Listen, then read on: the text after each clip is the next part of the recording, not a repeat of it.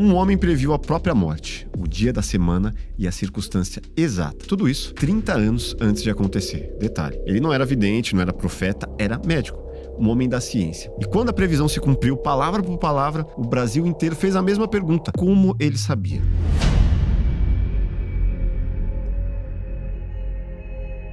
Cemitério Bom Pastor, Ribeirão Preto. Existe um túmulo nesse cemitério que continua recebendo visitantes até hoje. Nada de estranho nisso. Cemitérios estão cheios de visitantes, mas existe um detalhe. As pessoas não vão apenas para prestar homenagens. Algumas vão fazer pedidos e algumas dizem que voltaram para agradecer por várias graças alcançadas. Quem agradece uma graça alcançada para um jogador de futebol? Porque é exatamente isso que torna essa história tão incomum. Quem está enterrado ali não era um padre, não era um médium, nem líder religioso, nunca fundou uma igreja, nunca falou em milagres. Era um jogador de futebol. E não qualquer jogador de futebol, era Sócrates. Sócrates brasileiro, um dos maiores ídolos da história do futebol brasileiro, capitão da seleção, símbolo do Corinthians, médico intelectual, uma figura que marcou uma geração inteira. Pensa nisso por um instante. Milhares de jogadores passaram pelo futebol brasileiro, centenas viraram ídolos, mas quantos tiveram pessoas rezando diante de seus túmulos anos depois de sua morte? Quem deixou essa placa? Qual foi a graça alcançada? Ninguém sabe ao certo, mas o mais curioso é que essa não é a parte mais estranha da história. Porque anos antes de morrer, Sócrates fez uma declaração, uma frase que parecia apenas uma brincadeira.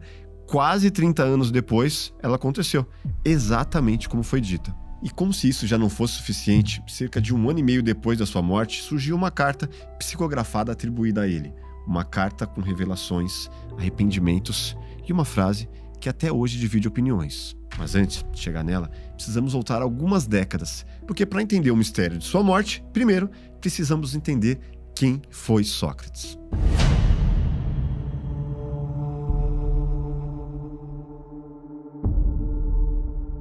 A história volta para o início dos anos 80. Sócrates estava no auge. Era o camisa 8 do Corinthians, capitão da seleção brasileira, um dos jogadores mais admirados do planeta. Dentro de campo, parecia enxergar o jogo alguns segundos antes dos outros. Fora dele, discutia política, literatura, medicina, filosofia. Era um personagem raro, difícil de encaixar em qualquer definição simples. Meu sonho sempre foi ser médico, fiz tudo na vida para me formar. E o futebol apareceu na minha vida como uma oportunidade, né? A partir daí se tornou tão importante quanto os estudos, né? Então depois resolvi prolongar por mais algum tempo. Então o futebol ainda não delimitei totalmente, mas ele é. Medicina realmente é que é a minha vida. Foi durante esse período que surgiu uma frase, dita sem cerimônia, sem imaginar que atravessaria décadas. Quero morrer num domingo e com o Corinthians campeão. Quando você ouve isso pela primeira vez, parece uma declaração de amor ao clube. Uma dessas frases que os jogadores normalmente falam quando estão cercados de jornalistas. Mas para que isso acontecesse, exatamente daquela forma, uma sequência muito improvável de eventos precisaria se alinhar. Ele precisaria morrer no domingo. O Corinthians precisaria disputar algo importante naquele mesmo dia e ainda sair campeão.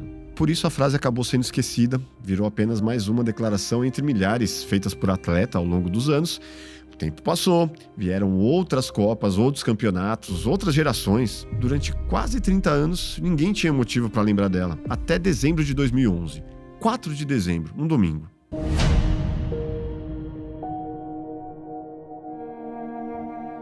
O Brasil acordava com uma notícia que parecia impossível. Sócrates estava morto. Nos meses anteriores, ele já havia passado por diversas internações, o estado de saúde era bem preocupante, mas para boa parte do país, Sócrates continuava parecendo indestrutível. Ninguém ainda entendeu direito por que eu caí aqui. Estou arrumando emprego. Ah, é? É claro, porque sabe aquela coisa, né? Jogador de futebol, que trabalhou pouco tempo como médico. Eu já caí aqui, já estou vendendo meu peixe aí para a direção. Na madrugada, por volta das 4h30 da manhã, veio a confirmação, a morte de Sócrates brasileiro. Aos 57 anos, falência múltipla de órgãos, choque séptico.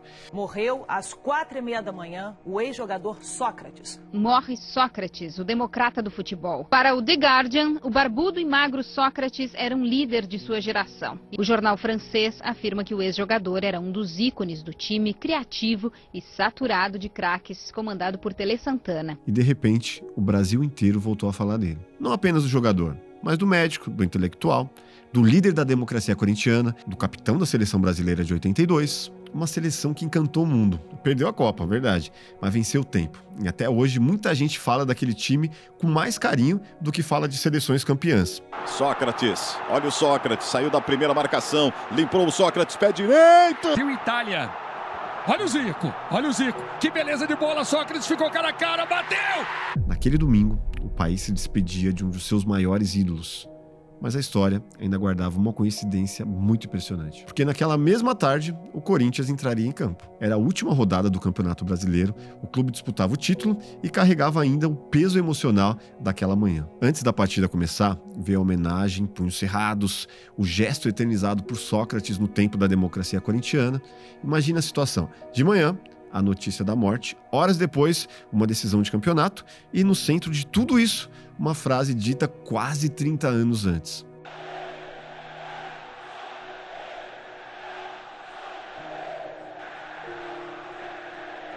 Bom, o jogo terminou, o Corinthians foi sim o campeão brasileiro de 2011, vai Corinthians, e foi nesse momento que aquela declaração nos anos 80 voltou à tona. E uma pergunta começou a circular: coincidência, destino ou apenas uma daquelas histórias que parecem sim ter sido escritas por um roteirista? Para muita gente a história termina aqui, para outras foi exatamente nesse momento que algo começou.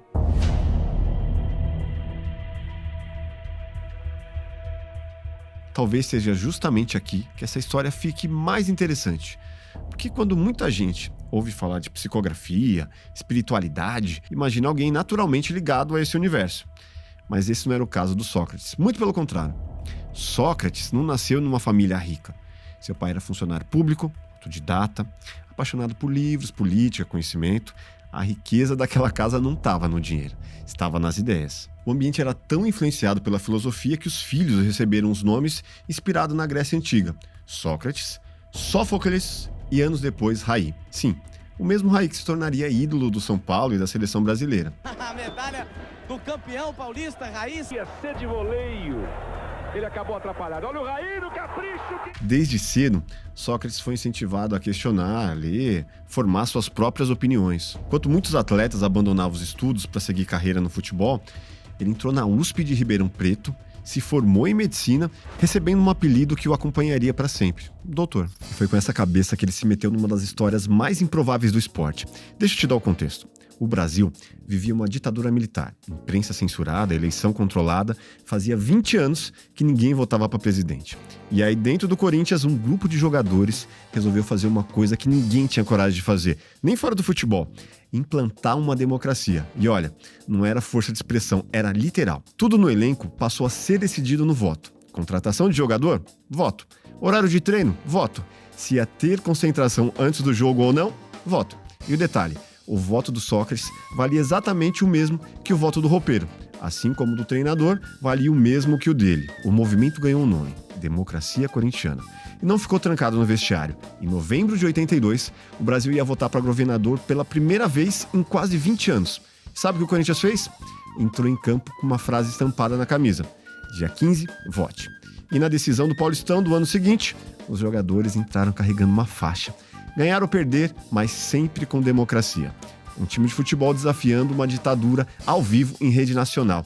Como era de se imaginar, a ditadura não gostou nada disso. Teve até ameaça de intervenção no clube e o Corinthians não recuou 1 centímetro. E ainda foi lá e ganhou os 2 paulistas de 82 e de 83 no auge do movimento.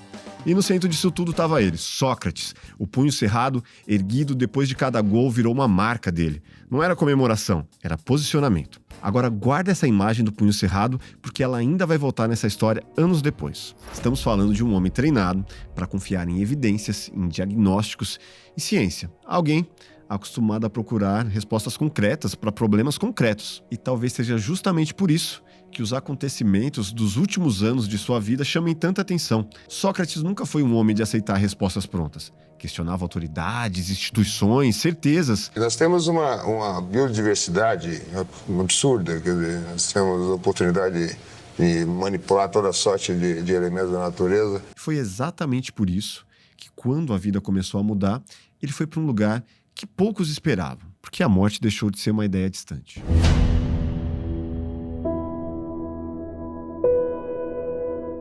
Durante décadas, Sócrates pareceu indestrutível, mas em 2011 algo começou a mudar. Vieram as internações, 3 em menos de 4 meses. Pela primeira vez em muitos anos, o assunto não era o futebol, nem a política, nem a medicina, era a própria saúde de Sócrates. A primeira internação terminou com 9 dias na UTI. Ele recebeu alta, voltou para casa, mas pouco tempo depois precisou retornar. Cada recuperação trazia algum alívio.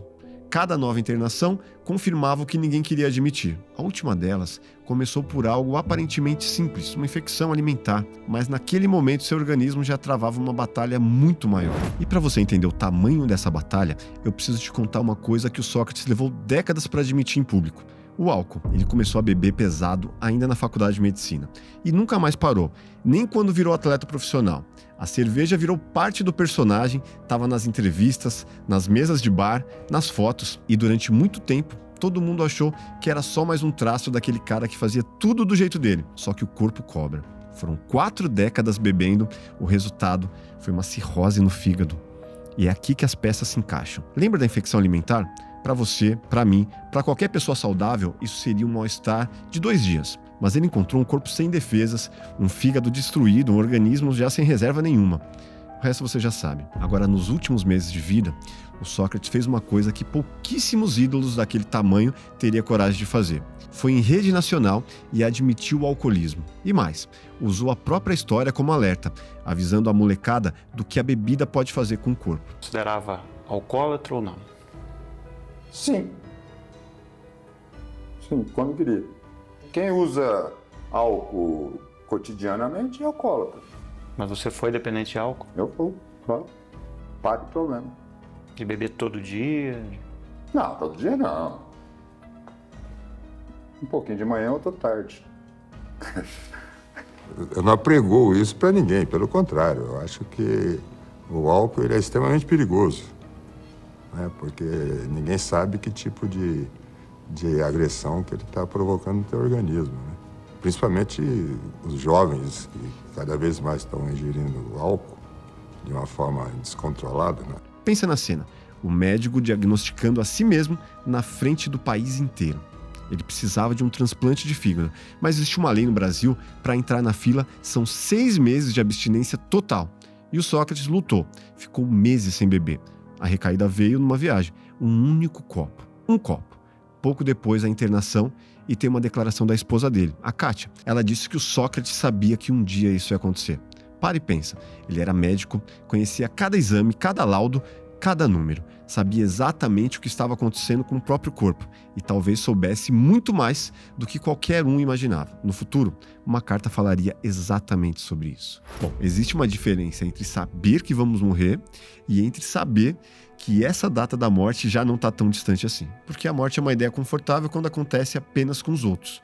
Mas tudo muda quando ela começa a bater na nossa própria porta. É impossível saber exatamente o que passava pela cabeça de Sócrates naquele período. Mas relatos de pessoas próximas descrevem um homem mais silencioso, mais introspectivo, mais voltado para dentro. Como se algumas perguntas começassem a ocupar mais espaço do que as respostas. É nessas horas que a gente cresce, sai muito mais forte, muito maior e com muito mais compromissos e responsabilidades que eu tinha antes. Por trás do ídolo, existia alguém enfrentando exatamente a mesma realidade que todos nós enfrentamos um dia. A consciência de que o tempo é limitado. Quando isso acontece, as perguntas mudam. E foi justamente nesse período que uma nova influência começou a ganhar espaço na sua vida, a espiritualidade.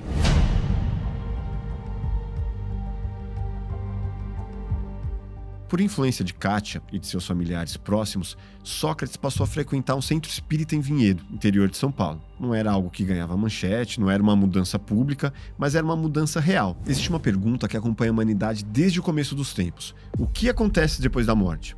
Religiões tentam responder, filósofos tentam responder, a ciência também, mas até hoje ninguém conseguiu encerrar essa discussão. Talvez por isso, essa aproximação não seja tão contraditória quanto parece. Sócrates passou a vida inteira procurando compreender o mundo ao seu redor, primeiro nos livros, depois na medicina, no futebol, na política, talvez agora em outro lugar. Pessoas próximas relataram um homem mais reflexivo, mais disposto a ouvir, menos preocupado em convencer. Ninguém sabe exatamente quais eram as crenças de Sócrates naquele momento. Talvez tenha encontrado algumas respostas, talvez até encontrado novas perguntas, mas existe um fato impossível de ignorar depois da sua morte. essa busca ganharia um capítulo inesperado, porque cerca de 1 ano e meio depois, uma mensagem apareceria e levaria o nome de Sócrates para o centro de uma discussão que continua até hoje: a psicografia.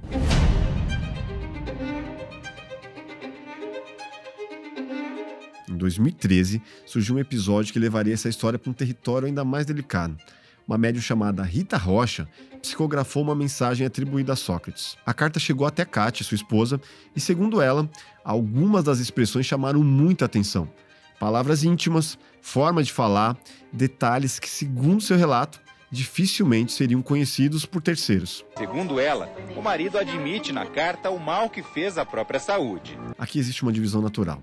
Para algumas pessoas, trata-se apenas de coincidência. Já para outras, de evidências. Mas existe uma frase dessa carta que se tornou impossível de ignorar. Foi esse vício maldito que nocauteou a minha própria vida. A frase soa como uma confissão, um acerto de contas, não uma fala de futebol, não uma fala de fama, de conquistas, mas sim uma fala de arrependimento.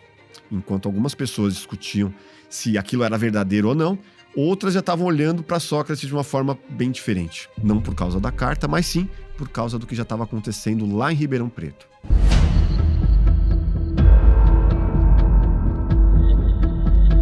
Começou como um local de homenagem, aos poucos passou a receber outro tipo de visitante. Pessoas que iam para fazer pedidos, pessoas voltavam para agradecer, pessoas acreditavam ter recebido ajuda, então apareceu uma placa. Uma simples placa de bronze, mas que mudava completamente a natureza daquela visita, por várias graças alcançadas. Essa não é uma linguagem de futebol, nem uma linguagem de admiração.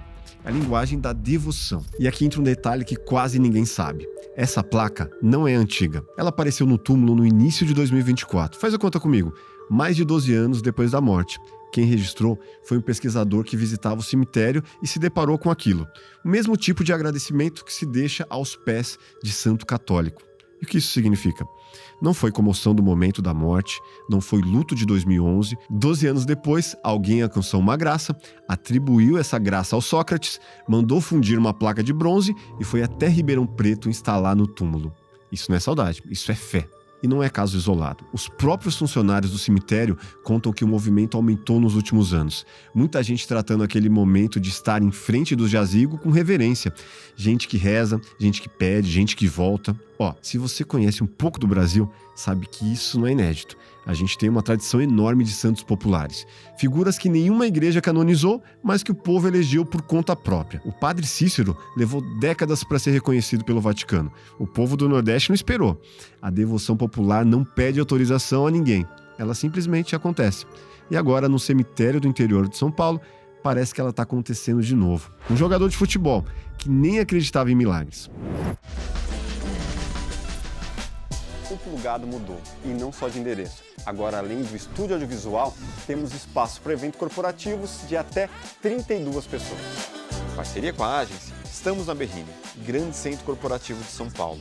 A gente produz vídeos corporativos, podcasts criativos, faz lives e agora também temos um painel de LED fixo de 8 metros de largura que nos permite criar diferentes cenários e atmosferas. Estamos prontos para receber seu encontro corporativo e produzir seus conteúdos. Esse é o Plugado, um novo espaço, mais possibilidades e a mesma essência. Vem produzir com a gente. Com o passar dos anos, surgiram relatos, pedidos, promessas, agradecimentos e o túmulo do jogador começou a assumir um papel que normalmente é reservado para figuras religiosas. E o mais curioso dessa história é que estamos falando justamente de alguém que passou a vida inteira questionando as certezas que a gente falou lá atrás. Talvez seja por isso que essa história continue fascinando tanta gente, porque ela parece desafiar qualquer tentativa de explicação simples. Um médico, um ídolo, um homem disse como queria morrer. Uma carta apareceu depois de sua partida e um túmulo onde pessoas deixam agradecimentos. Você pode chamar isso de coincidências, pode chamar de fé, pode chamar de destino de uma das histórias mais estranhas já vividas por um dos maiores jogadores da história do Brasil. Sócrates, que passou a vida questionando respostas prontas, talvez seja a história da sua própria vida que nunca vai ter respostas. Bom, eu quero saber sua opinião. Primeiro, você acredita que o Sócrates falou mesmo essa frase? Aconteceu dessa forma? Existe toda uma mística aí por trás? Você, brasileiro, torcedor, corintiano, deixe seus comentários, se inscreva no nosso canal, deixe seu like e até o próximo Plugado Podcast. Grande abraço. Valeu.